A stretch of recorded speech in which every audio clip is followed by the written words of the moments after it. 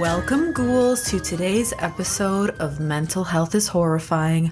I'm your horror Barbie host of Darkness, Candace Green, psychotherapist and all-around spooky bitch, podcasting from my bat-filled cave in Toronto, Canada.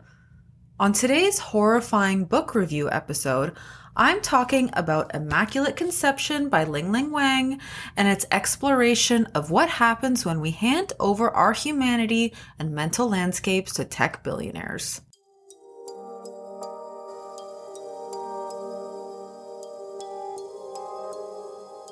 Enka meets Mathilde in art school. Mathilde is a dizzyingly talented yet tortured artist whose star is on the rise, and Enka, struggling to make art that feels original, is immediately drawn to her.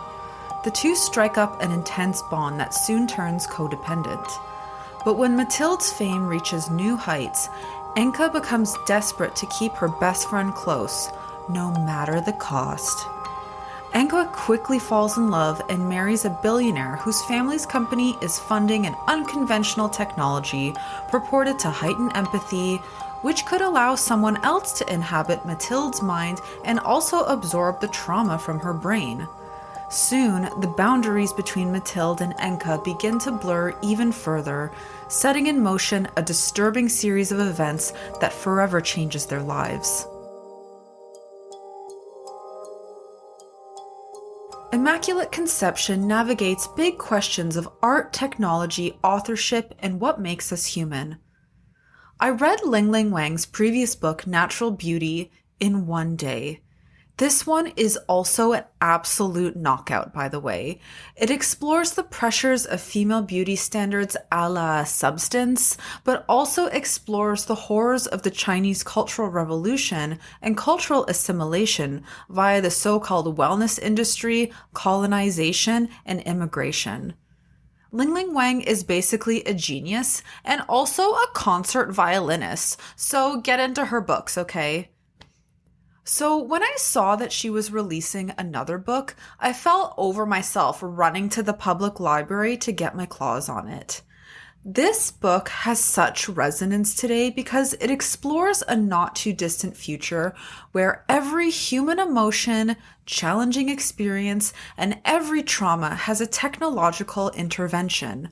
Huang explores a time when the expression of our very humanity is viewed as an impediment to success more than anything, and where tech billionaires purport to provide the remedy to our pesky feelings and experiences, optimizing those who have access for maximum profit and output.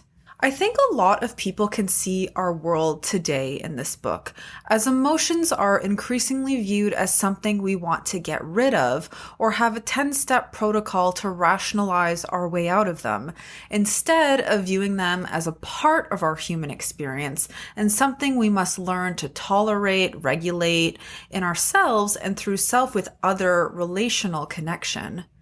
We already use our devices as digital pacifiers when we feel things we don't want to, often unconsciously. We're not really even aware of what we're doing or why we're doing it. But we grab for them when we're bored, lonely, sad, angry, anxious, or jealous. And the paradox is that they do very little to alleviate these feelings, and more often than not, just heighten them. In Immaculate Conception, artist Mathilde says these haunting words: "Everyone is jealous, but they find a way through it." But in this dystopian, not too distant future, there is a device or implant or better cloned self that promises to erase our nasty human feelings. When her best friend Enka gives one such implant a try, we see that the device does quite the opposite, and her jealousy and related self-loathing intensify.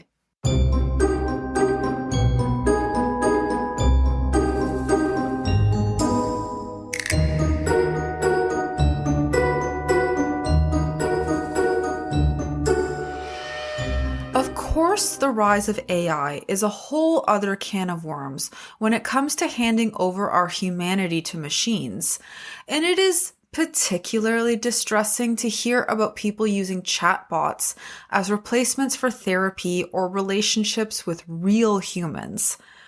Perhaps we are in a sort of epidemic of validation, where many are flocking to bots for validation, believing this to be what therapy or human connection is for, when really touching the soul of another is so much more than that.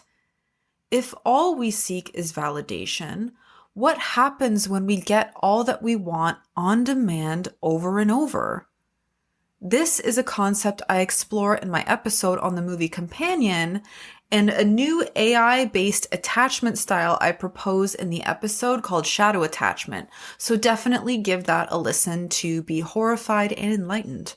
The main character of Immaculate Conception, Enka, explores getting all that one wants through one of her art pieces called Nemazine, which is described as follows. This is a work of anti-curation.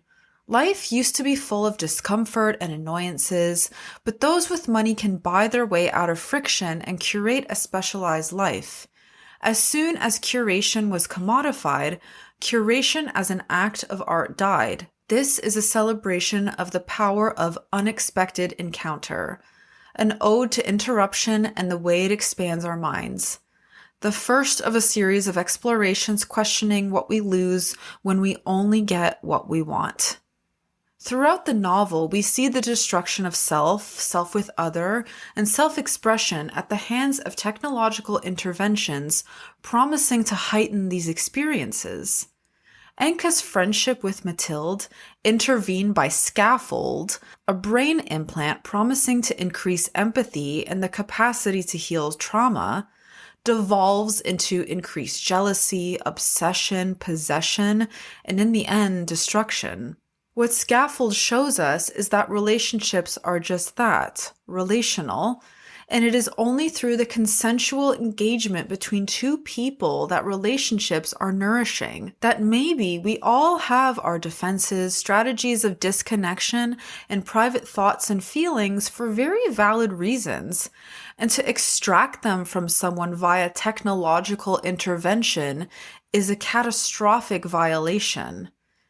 When her relationship with Mathilde has been destroyed, Enka says, "The scaffold, like everything new, promised I would know her completely, but to know is to cease wondering. If jealousy was like a well, I'd never reach the bottom, hadn't realized the well was a tunnel to the mother of envy, which is awe. I would like to do everything over again. I have thought that thought 100 times a day. This time, Mathilde, I would choose to never learn you."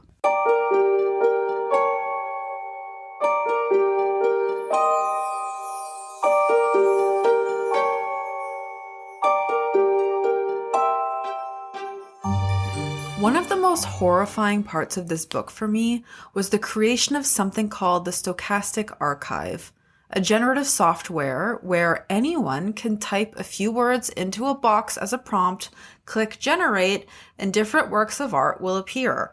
Professor Thomasia from the prestigious Berkshire College of Art and Design tells the students, the creators have made this software open source.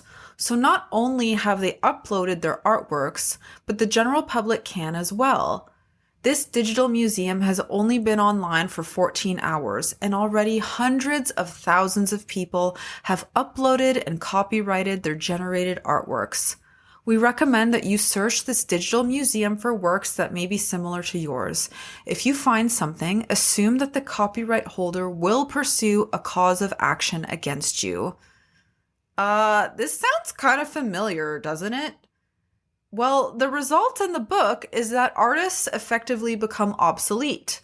Their work becomes viewed as cheap and derivative, their souls and dreams are crushed, and many drop out of art school because literally, what's the point? I ask you, what is the point of all this? What is the point of AI art and your generative memes where you imagine what you would look like in an 80s yearbook or as an action figure? Well, I'll tell you what the point is as I put my tin hat on. The point is that a very small number of tech billionaires are laughing all the way to the bank while us peasants make our little memes and brain rot and AI slop and share our deepest feelings with a bunch of zeros and ones. There's a very real reason why so many mental health modalities include the creation of art, the exploration of the abstract, of archetypes, and of the mystery of the human soul and the universe. It is through this exploration and acceptance of mystery and the messiness of the human experience that we achieve self-actualization, that we connect, and that we can never remove trauma or experience from our psyches, but we can learn to integrate, make sense, and live alongside. A bunch of other awful stuff happens in the book because tech billionaires promising the optimization of the human experience is definitely not a good thing. But I'll leave you to discover those horrors for yourself when you read this incredible book. Some other movies I recommend for you to check out on the perils of handing over our humanity to AI and tech billionaires include literally Terminator, Megan, and Companion, and I did episodes on both of those, so be sure to listen. Ex Machina, and the movie Her, starring Joaquin Phoenix.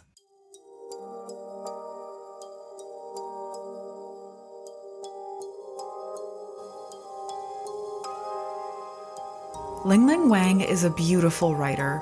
She has this capacity to create dystopian worlds that are filled with so much grief for all that has been lost, while simultaneously helping us remember the beauty of what it felt like Enka's exhibit, Mnemosyne, named after the Greek goddess of memory. I, of course, found myself crying at the end of Immaculate Conception, reflecting both on our capacity as humans for incredible destruction and our enduring capacity to persevere and create amidst overwhelming pain. The ending of this book actually reminds me of Never Let Me Go, which I also recommend you read. A book also about the corruption of our souls via technological intervention, and a book that destroyed me so completely emotionally that I've yet to recover, but still worth a read. Like her first book, Natural Beauty, I read this in just over a day, unable to put down a work filled with such horror, but such sensitivity, with Enka sharing in the wreckage of a life where she supposedly got all she ever wanted. I had believed a lie I told myself, which was that I have always been my best, my most fulfilled when I was envious. Really, it was love that has made me my best. It has been my love for her that has most fulfilled, most fed me.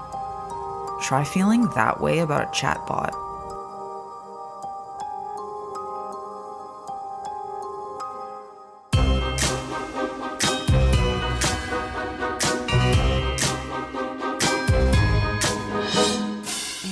That, my ghouls, is my horrifying book review of Immaculate Conception by Ling Ling Huang and its exploration of what happens when we hand over our humanity and mental landscapes to the machines.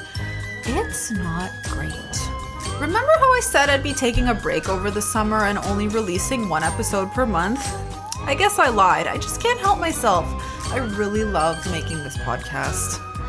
Mental Health is Horrifying is entirely researched, written, edited, and produced by me, Candace Green, registered and spooky psychotherapist. If you like this podcast, please consider rating and reviewing on your preferred listening platform. It really helps the show to reach all the other spooky ghouls out there, and I will be eternally grateful. And an eternity is a very long time for a vampire, okay? If you live in Ontario and or Toronto and are interested in psychotherapy with me, I offer both virtual and in-person therapy for final girls and haunted houses who want to make sense out of the guts of their lives. I specialize in grief and trauma and incorporate both tarot and dream work into my practice as tools to delve deeper into fields of psychic terrain. You can follow me on Instagram at Mental Health is Horrifying, and you can also learn more about me and my services through my website, minimoonstherapy.com. Or you can also howl at the moon and I will hear your call. Bright blessings.